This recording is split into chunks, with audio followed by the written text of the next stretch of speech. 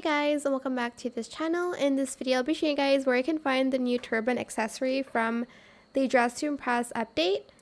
So you're just going to head on over to the accessories, like where the hats are, and you'll find it next to this hat. You can kind of color it to whatever color you want, and you can use accessory adjustment to, again, adjust it.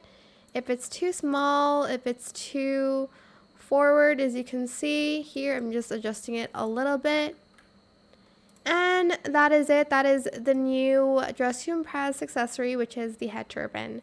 I hope it was helpful for you guys. Don't forget to like, comment, share, and also subscribe to this channel if you haven't done that already. If you have any more questions about this video, just leave it in the comment section down below. I will try my best to answer them all for you guys. And if you found this video helpful, please click the thanks button as well.